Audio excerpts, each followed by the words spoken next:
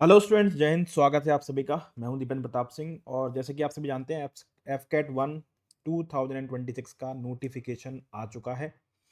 और उस नोटिफिकेशन में जो सबसे ज़्यादा परेशान कर रही है बच्चों को, वो कर रही है मैथ्स का सिलेबस। ठीक है ना। तो मैं क्योंकि मैथ्स पढ़ाता हूं और मैथ्स के लिए हम बात करेंगे कि नए सिलेबस और पुराने सिलेबस में क्या डिफरेंस है। ठीक है। जो उन्होंने नई नई बातें लिख दी हैं उनसे डरने की ज़रूरत है या नहीं। ठीक है। और क्या सारी बातें होने वाली और क्या स्ट्रेटजी होगी, किस तरीके से आपको तैयारी करनी चाहिए, क्योंकि नवंबर दिसंबर जनवरी में आपका पेपर है। ठीक है। तो सारी बातें जानते हैं। नोटिफिकेशन आपने देख लिया होगा। ठीक है। बाकी सारी बातें आपको पता होंगी। ये सेशन आपके पर्टिकुलर मैथ्स के लिए है। ठीक है ना, कि मैथमेटिक्स का जो नया सिलेबस है उसको थोड़ा सा डिकोड करते हैं और इसकी स्ट्रेटजी बनाते हैं भाई कैसे इसको हम 2 महीने में कंप्लीट करेंगे। ठीक है ना। तो हमारा टारगेट क्या है? एफ कैट 1 2026, जो कि होने वाला है आपका जनवरी में। ठीक है। और आपके नोटिफिकेशन में ही हम बात करेंगे कि जो आपका नोटिफिकेशन है उसमें इस बार जो पेपर होने वाला है, देखो सबसे पहले तो फॉर्म आपके स्टार्ट हो रहे हैं 17 नवंबर से, है ना। Date of submission of online application 17 नवंबर 2025 सुबह 11 बजे से स्टार्ट हो जाएंगे और 14 दिसंबर रात में 11 बजे तक ये आप भर सकते हो। ठीक है। तो जल्दी फिल कर देना, नोटिफिकेशन को ढंग से पढ़ लो। जो डॉक्यूमेंट्स चाहिए, जैसी फोटोग्राफ जो भी पूछा गया है वो आप कर लीजिए। इस बार जो है वो एग्ज़ाम टेकिंग एजेंसी चेंज हो गई है। अभी fcat.cdac हुआ करती थी, अब fcat.edcil हो गई है। तो अभी ये आपका एग्ज़ाम कंडक्ट कराएगी। ठीक है ना। और हम सभी जानते हैं कि ये मैन और वुमेन दोनों भर सकते हैं, फ्लाइंग ब्रांच, है ना। और इसके बाद ground duty, technical and non technical के लिए ये एग्ज़ाम होता है। और इस बार जो एफ कैट का पेपर है वो केवल और केवल एक दिन ही होगा, यानी 31 जनवरी 2026 सैटरडे को ये आपका एक ही दिन कंडक्ट कराया जाएगा। ठीक है ना। ठीक, चलिए। तो ये हम सभी जानते हैं कि सुबह 8 बजे आपको रिपोर्ट करना होता है, 9:30 बजे आपकी गेट बंद हो जाते हैं। एनी हाउ आपकी रिपोर्टिंग टाइम 8 बजे है तो आपको 8 बजे ही रिपोर्ट करना पड़ेगा। 8 बजे के बाद किसी भी हाल में आपकी एंट्री नहीं होगी। ठीक है ना। फिर वेरिफिकेशन होता है और पेपर जो स्टार्ट होता है वो 10 बजे से होता है, 10 से 12। ठीक है। 2 घंटे का पेपर होता है, यानी 120 मिनट्स आपको मिलते हैं। ठीक है ना। तो ये सारी बातें होती हैं। और अगर हम देखें कि इसमें क्या क्या आता है, तो 2 घंटे की ड्यूरेशन है, यानी कि 120 मिनट्स आपको पेपर करने के लिए मिलते हैं। नंबर ऑफ क्वेश्चन 100 हैं और एक क्वेश्चन 3 मार्क्स का होता है, तो 300 मार्क्स के पेपर हैं। जो करेक्ट है, यानी कि एक क्वेश्चन सही करोगे तो 3 नंबर मिलेंगे, लेकिन यहाँ पर नेगेटिव मार्किंग भी है 1/3 की, यानी कि 1 नंबर आपका काटा भी जाएगा अगर आप सवाल को गलत करते हो। ठीक है ना।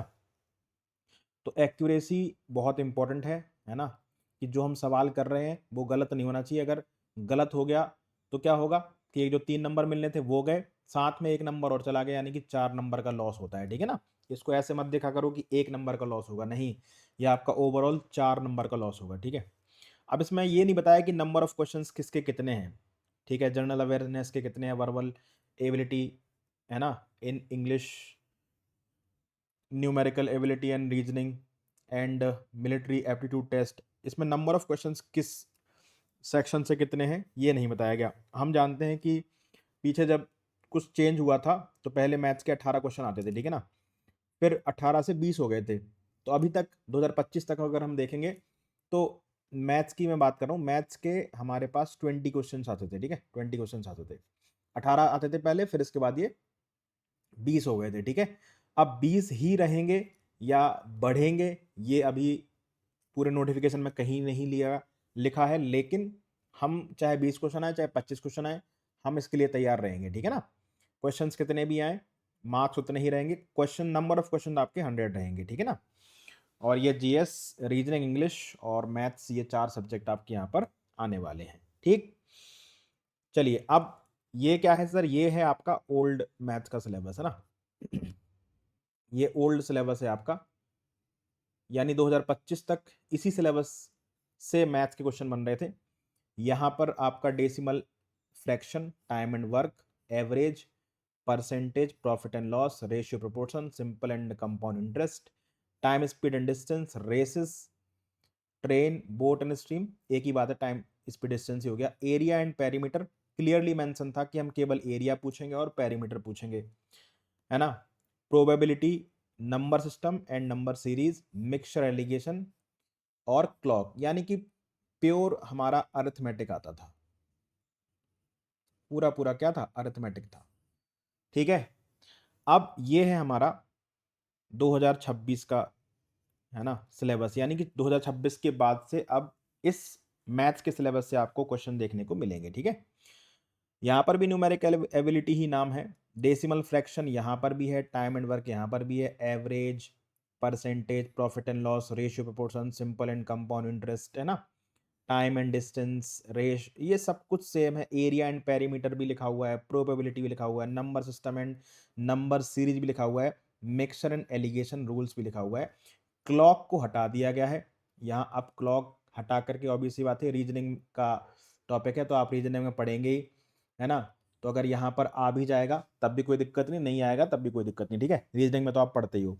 ये जो नंबर सीरीज है ये भी रीजनिंग का टॉपिक है ना, ये भी आप रीजनिंग में पढ़ लेंगे, नंबर सीरीज भी आप रीजनिंग में पढ़ते हैं। ठीक है, अब यहां पर इसके बाद देखो और चीजें ऐड कर दी गई, square and square root, cube and cube root. तो देखो ये कोई नया टॉपिक नहीं है, जो आपका ये नंबर सिस्टम है ना, इसी नंबर सिस्टम में अपन लोग square and square root, cube and cube root, even हम तो क्लास ही स्टार्ट करते हैं स्क्वायर स्क्वायर रूट से, क्यूब क्यूब रूट से, ठीक है ना। इसके बिना तो आगे बढ़ ही नहीं सकते आप मैथ्स के अंदर, चाहे अरिथमेटिक है चाहे एडवांस है। एचसीएफ एंड एलसीएम, अब एचसीएफ एंड एलसीएम को खुला खुला बोल दिया भैया आप एलसीएम एचसीएफ, तो यहाँ पर जब आ रहे थे सवाल तब भी एलसीएम एचसीएफ का सवाल आता था, ठीक है, नंबर सिस्टम में हम उसको पढ़ लेते थे, तो ये भी कोई नया टॉपिक नहीं है, घबराना नहीं है, ठीक है। हाँ, एलिमेंट्री मेंसुरेशन अब उसने बोल दिया है, यानी कि देखो एरिया और पेरीमीटर के साथ साथ मेंसुरेशन दो टाइप की होती है, 2D एंड 3D। तो जो एलिमेंट्री मेंसुरेशन है उसमें अब आपका वॉल्यूम और सरफेस एरिया भी हमें करना पड़ेगा, है ना, यानी कि हमें सिलेंडर, कोन, क्यूब, क्यूबॉइड, स्फीयर, हेमिस्फीयर भी पढ़ के जाना पड़ेगा, ठीक है। ये नया टॉपिक है। हाँ, ये जो एलिमेंट्री मेंसुरेशन उसने बोल दिया, यानी कि अब वॉल्यूम और सरफेस एरिया पूछा जाएगा। हाइट्स एंड डिस्टेंस, ये भी नया टॉपिक है।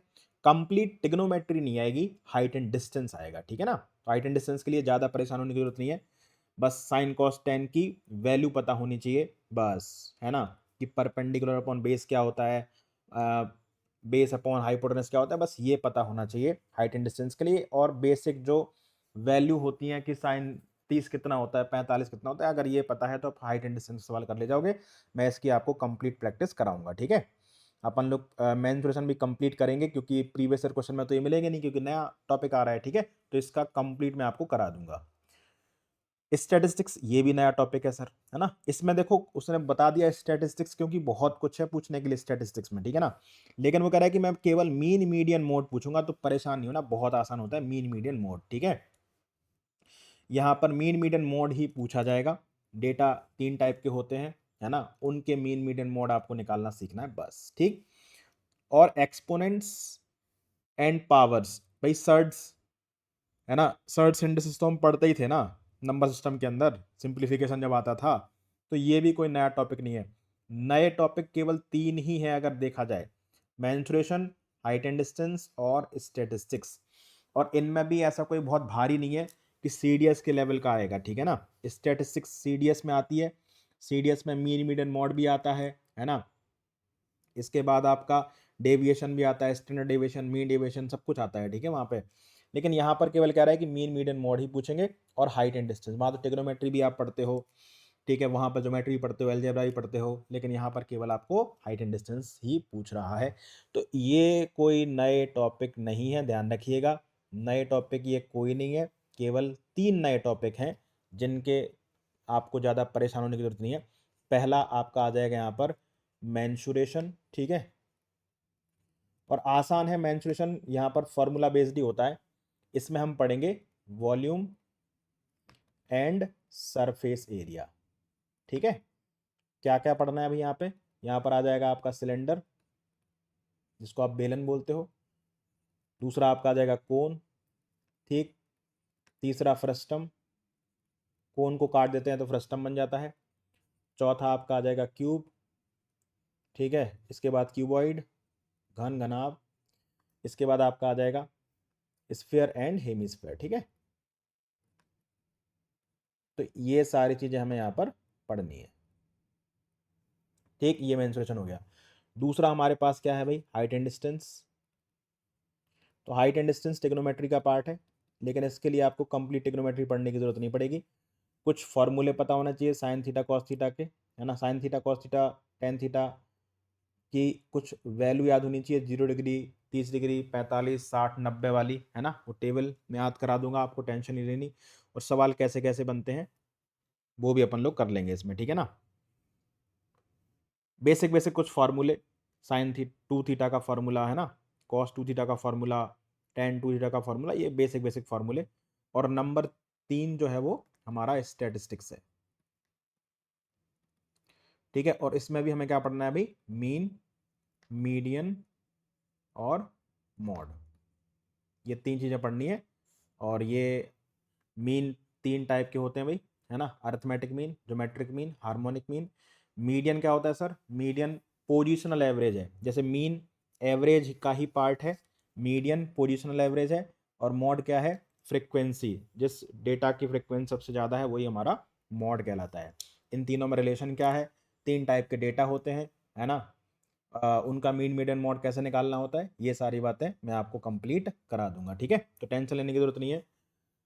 बाकी आप प्रीवियस ईयर क्वेश्चन से कर लीजिए, ठीक है, जो कि मैं आपको करा रहा हूँ। और इसके अलावा ये जो 3 चैप्टर हैं ये मैं आपको कंप्लीट करवा दूंगा, ठीक है, कि कहाँ से कैसे क्वेश्चन आपके आ सकते हैं, ठीक है ना। बाकी प्रोबेबिलिटी तो आती थी पहले भी, अभी भी आएगा, लेकिन प्रोबेबिलिटी पढ़ने के लिए, प्रोबेबिलिटी अगर आपको अच्छी करनी है तो आपको पहले परमुटेशन एंड कॉम्बिनेशन करना पड़ेगा, ठीक है। तो ये रहेगा हमारा। बाकी हम पूरी अरिथमेटिक करेंगे, अरिथमेटिक, है ना। अरिथमेटिक में आपका रहेगा सबसे पहले परसेंटेज, ठीक है। परसेंटेज अगर ढंग से आ गया तो देखो profit and loss, SI, CI, इनमें कोई दिक्कत नहीं आएगी। इसके बाद नेक्स्ट चैप्टर होता है हमारा रेशियो, ठीक है। तो अगर रेशियो प्रपोर्शन आपको ढंग से आता है तो आपका टाइम एंड वर्क, इसमें आपको ज़्यादा दिक्कत नहीं आएगी, ठीक है। टाइम एंड वर्क में ही बहुत सारे टाइप होते हैं, एक तो एफिशिएंसी बेस्ड होता है, ठीक है, इसके बाद MDH होता है, ठीक, इसके बाद वर्क एंड वेजेस होता है, और इसी में आप देखोगे तो पाइप एंड सिस्टम भी होता है, ठीक है, नल एवं टंकी। इसके बाद आपका आ जाएगा time speed and distance.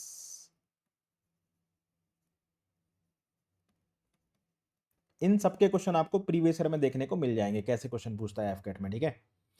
Time speed distance में ही आपका आ जाएगा भाई बोट एंड स्ट्रीम, ठीक है, यहीं पर आपका आ जाता है रेस वाले सवाल, ट्रेन वाले सवाल, ठीक है, सारे यहीं पे आ जाएंगे। इसके बाद आपका आता है भाई नंबर सिस्टम। नंबर सिस्टम में काफ़ी सारी चीज़ें आती हैं भाई, डिविजिबिलिटी रूल हो गया, नंबर ऑफ फैक्टर हो गया, नंबर ऑफ जीरो हो गया, सिंप्लीफिकेशन हो गया, square root, cube root, fraction, decimal, ठीक है, सब कुछ आपका नंबर सिस्टम में आ जाएगा। जितने भी वो एक्सपोनेंट और सारी चीज़ें लिखी हैं वो सब कुछ नंबर सिस्टम में आ जाएगा, ठीक है। इसके बाद आपका आ जाएगा एवरेज, ठीक है, इसके बाद आपका आ जाएगा मिक्सचर एंड एलिगेशन, ठीक, इसके बाद आपका आ जाएगा एज एंड पार्टनरशिप। और नंबर सिस्टम में ही LCM HCF आएगा, लेकिन इसको चलो हम अलग से लिख लेते हैं, ठीक है। तो ये आपका कंप्लीट अरिथमेटिक का पोर्शन हो जाता है, ठीक। तो ये अब आपका इतना सिलेबस हो गया, ज़्यादा घबराने वाली बात नहीं है, ज़्यादा लेंदी नहीं है सिलेबस, ठीक है, आराम से 2 महीने में किया जा सकता है, ठीक। अगर एक एक चैप्टर में अपन 2-2 3-3 देते हैं तो आराम से हो जाएगा। बस इनमें थोड़ा सा ज़्यादा टाइम लगेगा, क्योंकि चीज़ें थोड़ी सी ज़्यादा होती हैं, ठीक है ना, मतलब सवाल थोड़े से ज़्यादा होते हैं, क्योंकि एक ही टॉपिक में कितने, एक ही चैप्टर में कितने टॉपिक हैं भाई, सिलेंडर, कोन, फ्रस्टम, क्यूब, क्यूबॉइड, स्फीयर, है ना, हेमी स्फीयर, तो इतने सारे सब टॉपिक्स हैं, इसलिए टाइम लगता है। हाइट एंड डिस्टेंस में ज़्यादा टाइम लगेगा, 2 दिन में ख़त्म हो जाएगा। स्टैटिस्टिक्स में भी ज़्यादा टाइम लगेगा, अगर अपन सबके 2-2 3-3 एग्जाम्पल कर लेंगे तो ये आराम से बन जाएगा। फार्मूला बेस होती है स्टैटिस्टिक्स, ठीक है, कुछ नहीं कर सकते आप इसमें, फार्मूला बेस है, तो आपको वही फार्मूले लगाने और आंसर निकालना है, बस पहचानना आना चाहिए कि कौन सा डेटा है, ठीक है। तो चिंता नहीं करना, ये सब कुछ आपको करा दिया जाएगा। घबराने की ज़रूरत नहीं है, जो आप स्ट्रेटजी बना रहे थे वही बनाइए, बस इन 3 चैप्टर को मेरे ऊपर छोड़ दीजिए, ठीक है? चलिए, उम्मीद है कि यहाँ से आपको थोड़ा-सा शांति मिली होगी, है ना? चलिए, तो हम मिलेंगे नेक्स्ट सेशन में। Till then take care, bye bye and Jai Hind. और हाँ, पढ़ाई की शुरुआत कर दीजिए, क्योंकि नए टॉपिक है तो प्रैक्टिस थोड़ी ज़्यादा करनी पड़ेगी, ठीक है ना? लेकिन घबराना नहीं है। ओके, चलो बाय बाय।